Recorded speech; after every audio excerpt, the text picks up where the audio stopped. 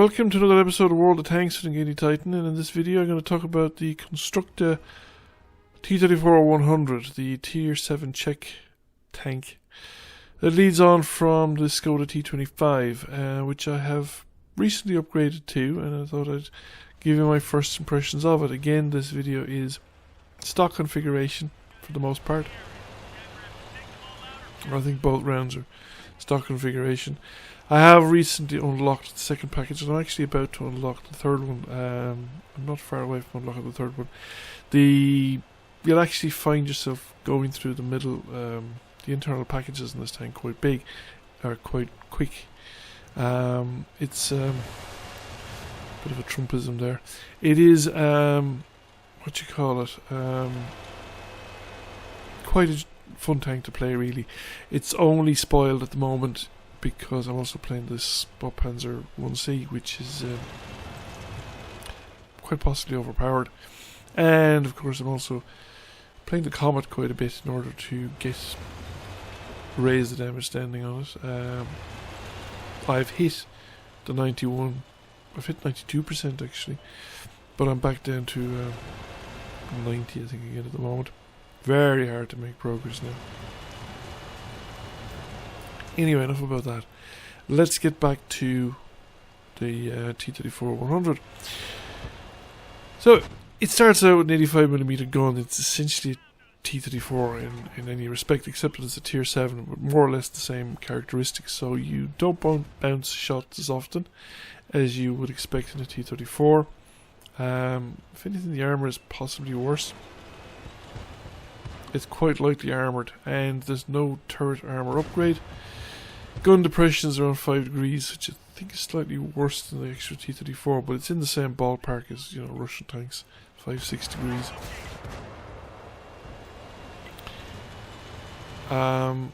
But you can, once you are used to the Russian tanks and you've learned how to make them work, you can manage with it. It's got decent mobility. The second package causes an engine upgrade. I can't say that I've played with it since. I can't say that I've noticed any real engine upgrade, and I have noticed because of the new way of showing or demonstrating things now in the garage. You know, the way you can go in now, and as you're looking at, say, if you're changing equipment, you'll see the changes to the mobility, concealment, survivability, firepower, whatever, by what your equipment doing. This also applies when you're buying the packages to the new tanks. And according to the package selection thing, the mobility of the tank is going to drop in the second and the last package, because you're adding the 100mm gun and you're adding a new turret presumed to accommodate the 100mm gun. And probably, I don't know, I haven't checked it improves your view range or maybe your radio range or something like that. But it causes a slight drop to mobility. -1 I think in both occasions, but I don't know if it's enough that you'd really notice. I'll see when I'm playing it. It'll be interesting to see if I do notice or remember that such a change occurs. The gun, what can I say about the gun? It's a stock gun, so its handling is actually pretty decent. Its penetration is a bit lacking. It's not terrible. I find myself sometimes using or switching to the APCR. I'm probably not actually switching to the APCR enough. Like in this particular instance here, I should probably, because I'm getting an orange reticle, and it's quite a dangerous tank that I'm facing, that I should be switching to the APCR, just to get the penetrating and reduce the amount of return fire that's going to come back at me. But I didn't do it. Didn't really occur to me to do it. However, so it's not terrible. Now the interesting dilemma is going to be that with the 100mm gun, you get about 90 points of extra average damage, and you get about 50mm of extra penetration. But you do it at a considerable cost in gun handling. This is a 2.3 second aim time, which is not bad. The 100mm gun will have a 2.4 second aim time, but the real problem is that the first iteration of it is going to have a 0.4. My accuracy is going to go from a 0.37 to a 0.4, which is a big difference. You'll notice 0.4. 0.37, a lot of your snapshots will hit. At 0.4, a lot of your snapshots will miss. That will be very noticeable.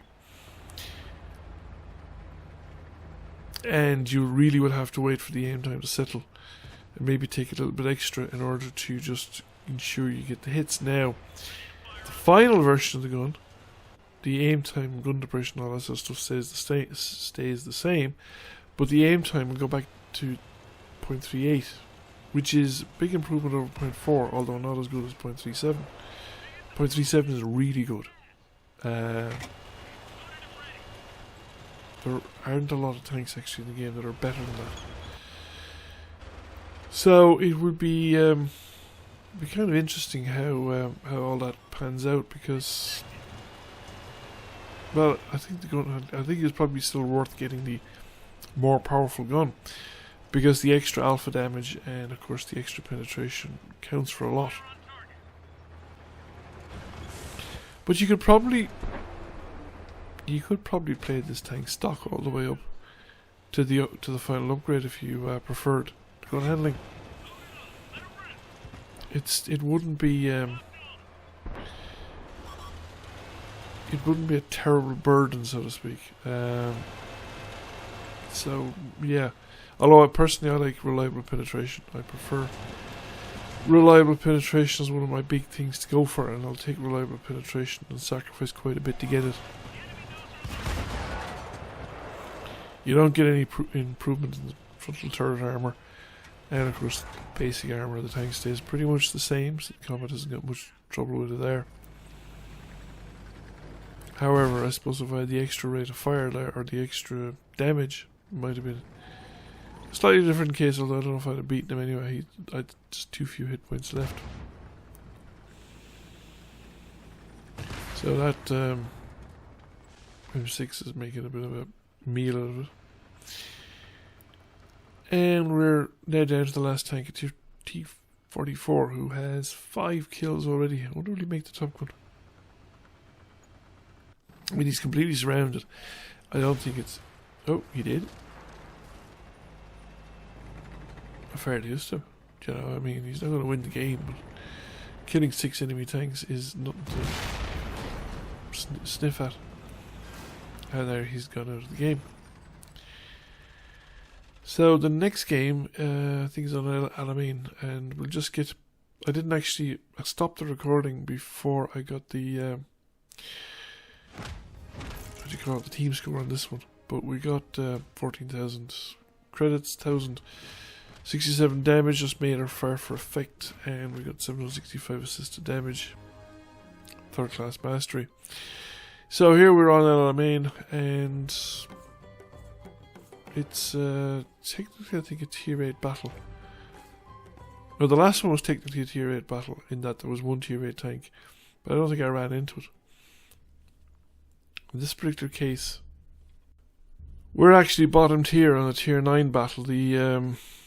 I'll show up the whole map and the team listing in a moment, as soon as the tanks get started. So we've just taken off, and then we check what we've got, and we've got a tier 9 battle, as you can see.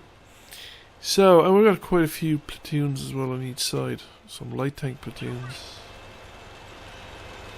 mixed platoons as well. Okay, we've mixed platoons with the light tanks as well. They're mixed on the enemy team. I always feel that if you have mixed platoons, it's generally they're less dangerous. That they're just more likely to be players that are playing casually, who are mates and just out for a kind of a session of playing World of Tanks together, and they're out fairly casually, and they're not. They're fairly casual players. Whereas if you have a platoon and they're all the same class of tank, or worse yet, they're the exact same type of tank, so you're a bunch of particular mediums, whatever, 4E50s or something like that. That's a far more dangerous proposition. Now, I'm kind of pushing up here. Generally, you can make it here in any tank before the enemy, and I just kind of want to see if I can get some spots in, really. I need to be very careful, because I'm going to be very, very vulnerable to tier 9 tanks, and I've been spotted, and I better pull back. Probably spotted by the Hohenhund, but I could be spotted by something else. Now our guys are pretty gung-ho about going over the top, but I'm not as keen on doing it because they're going to shoot me. There's a 110. There's a Vanguard. We don't know much about Vanguards. Not experienced them that much. I seem to be seeing a lot of new. Well, I suppose there's a lot of new mercenary tanks being added, and I'm beginning to see quite a few of them. New mercenaries, and plus new premium tanks as well, of types and varieties that were previously in the game. I recently had a communication from a player, Widowmaker 1711. I met him, or he was on my team in battle on Sand River that I played with my Comet. Finished up as a 1v3, but they were capping. I had on like 26 hit points left. They were capping our cap circle, and I was trying to reset the cap. I was trying to use HE because I couldn't get a decent angle at the Tiger, Porsche Tiger that had all the cap points. We couldn't get a penetration on that too. I thought I did, but obviously I didn't do any damage, or even a module damage, and I didn't have a lot of time, so I didn't get the cap reset. Because the first time I fired, I fired at the wrong tank. I fired at the one that didn't have too many cap points. I had fired at him twice, because the first one bounced off him, and then I had to get a penetrating hit. I got it on him, and I didn't get much of a cap reset, so I had to go back and do the other one. But anyway, Widowmaker told me he was in an Excalibur, which is the new tank destroyer, and I mistook it for an Excelsior. So I was advising him to fire more gold, which I'm not sure if it's useful advice. Well, I mean, it was fire more gold, but I don't know anything about the Excalibur, so he's probably still getting used to the tank, because he was saying that he hadn't done so well in it, but I couldn't say whether it's a good or a bad tank, or he didn't really comment about it either. However, bottom tier with this particular gun, you're going to have to really eke out your damage. You probably will do. Well, I will do better. I would expect to do a lot better with the 100mm gun. However, our guys have cleaned up nicely along the beach front, so as long as they are flanking me to the north, I'm perfectly willing to drive along the edge of the town here and spot for people, or take the opportunity to shoot people if the opportunity arises. And there is a little Borsig. Don't have a clean shot, and I'm nobody out there.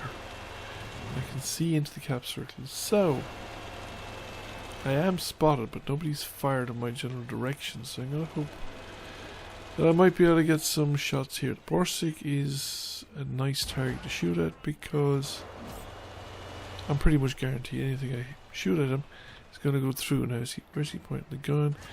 He's pointing the gun at me, but he has a long aim time. However, if I do this a third time, he's moving, that's good. Because if he wasn't moving there, I was in real trouble.